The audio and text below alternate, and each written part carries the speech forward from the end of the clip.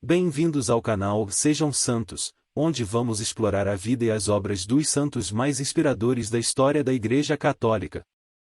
Nós vamos compartilhar suas histórias, seus ensinamentos e seus exemplos de virtudes, esperando que possam nos inspirar a viver de acordo com os ensinamentos de Cristo.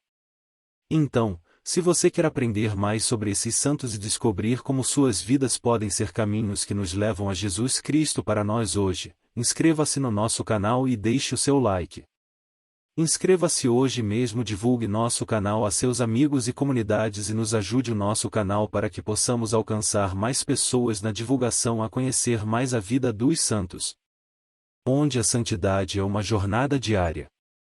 Faça parte dessa comunidade de busca pela santidade.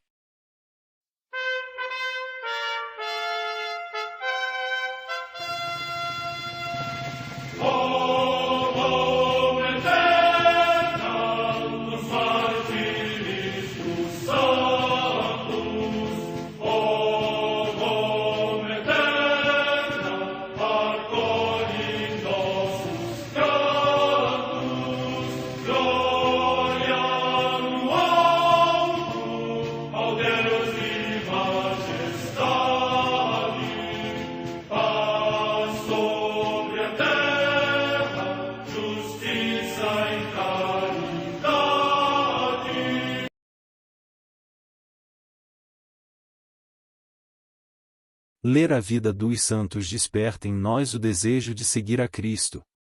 Através de suas vidas podemos aprender as virtudes, a sabedoria e o amor de Deus. Cada santo nos oferece um modelo de vida a ser imitado, como diz São Paulo na carta aos Hebreus, capítulo 12, versículo 1. Estamos rodeados por uma nuvem de testemunhas. A Igreja foi fundada por nosso Senhor Jesus Cristo não apenas como uma instituição, mas uma autêntica família. Os santos mártires, confessores, doutores, as virgens, os santos pastores e todos os demais santos são realmente nossos irmãos que nos precederam no caminho da fé e já estão no céu, para onde também iremos nós, pela graça de Deus. Portanto, sede santos, assim como vosso Pai Celeste é santo. Mateus capítulo 5, versículo 48. Hoje, dia 21 de junho, celebra a Igreja a vida desse grande santo, São Luís Gonzaga, padroeiro da juventude e dos estudantes. A Santa Madre Igreja celebra também nesse dia os santos. Em Gué, na Bretanha Menor, atualmente na França, São Meveno ou Mévio, abade, que, tendo nascido no país de Gales, se recolheu numa floresta da Bretanha, onde fundou um mosteiro. Morte no século VI. No território de Evreus, na Neustria, também na atual França, São Leofredo, abade, que fundou o mosteiro de La Croix-Saint-Ouen, ao qual presidiu durante cerca de 48 anos. Morte no ano 738. Em Bourges, na Aquitânia, hoje também na França, São Rodolfo, bispo, que, pela sua grande solicitude pela vida sacerdotal, compôs, em colaboração com os presbíteros da sua igreja, uma coletânea de capítulos dos Santos Padres e sentenças de cânones para uso pastoral. Morte no ano 866.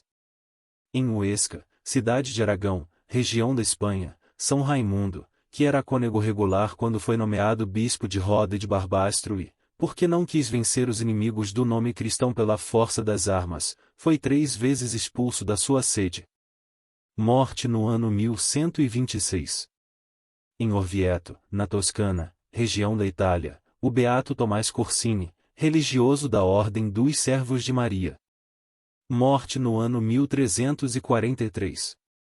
Em Londres, na Inglaterra, São João Rigby, mártir, que, detido e condenado à morte por se ter reconciliado com a Igreja Católica no reinado de Isabel I, foi suspenso da forca em Soultvark e esquartejado ainda vivo. Morte no ano 1600.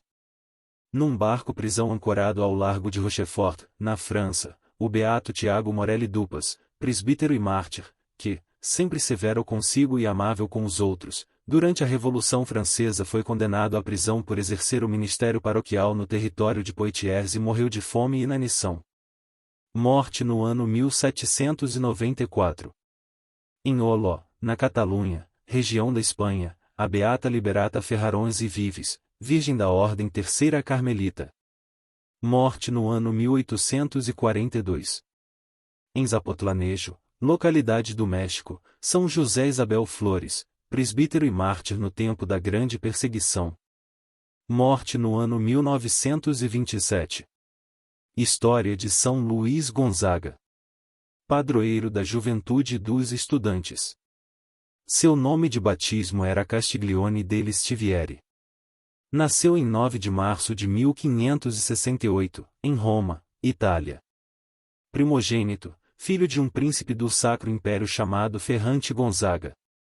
Seu pai era um nobre comandante do exército imperial, que detinha o título de Marquês de Castiglione. Este era irmão do Duque de Mantua e herdeiro do feudo de Castiglione. Perto dos militares e da nobreza. O desejo natural de seu pai era que seu filho mais velho seguisse seus passos, tornando-se soldado e comandante no exército imperial. Por isso, tendo apenas 5 anos, o pequeno Castiglione já marchava seguindo o exército do pai, habituando-se à crueza da vida militar ao lado de soldados rudes. Por outro lado, sua mãe lhe deu uma educação primorosa e sólida formação cristã. Além disso, frequentava os ambientes ricos e aristocráticos da nobreza italiana. Um chamado diferente. Aquele menino, porém, surpreenderia a família Gonzaga de maneira muito diferente.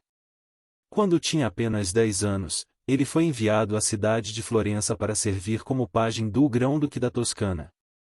A partir desse momento, Castiglione decidiu fazer um voto perpétuo de virgindade. Serviu como pajem do filho do rei Dom Felipe II, na Espanha durante alguns anos. Nesse tempo, procurou e conseguiu estudar filosofia na Universidade de Alcalá. Nas horas vagas, dedicava-se à oração e às leituras espirituais. Primeira comunhão, uma reviravolta em sua vida. Estando com 14 anos e ainda na Espanha, Luís recebeu a primeira comunhão das mãos de um santo em São Carlos Borromeu. Tocado pelas palavras do santo e pela força da Eucaristia, Luís sentiu o grande chamado de sua vida. Neste momento ele decidiu se tornar religioso ingressando na ordem dos jesuítas. A surpresa foi geral. Seu pai, mesmo de longe, sentiu que todos os planos que tinha para o filho foram por água abaixo. Provação por parte do pai. Quando seu pai soube que Luís desejava se tornar padre, chamou-o de volta a Roma e tentou desaconselhá-lo de todas as maneiras. Vendo que o filho não mudava de ideia, começou a levá-lo em festas e banquetes cheios de ofertas de os tipos de prazeres mundanos.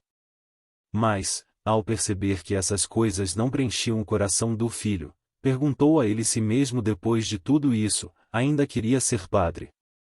Luís Gonzaga respondeu: é nisso que penso noite e dia. Então o pai autorizou-o a entrar para a companhia de Jesus. Vivendo a aventura da humildade. Castiglione degli Stivieri entrou no noviciado da Companhia de Jesus em Roma. Neste ato, assumiu o nome de Luís Gonzaga, renunciou ao seu título de nobreza e à herança que tinha direito. Seu mestre nesse tempo foi São Roberto Bellarmino. Luís Gonzaga deixou de lado sua origem nobre, escolhendo sempre os serviços mais humildes. Nesta aventura da humildade, ele sabiamente constatou: também os príncipes são pó como os pobres, talvez, cinzas mais fétidas. De que serve isto para a eternidade? São Luís Gonzaga tinha uma pergunta que norteou totalmente a sua vida e lhe serviu de discernimento nas grandes e pequenas decisões da vida.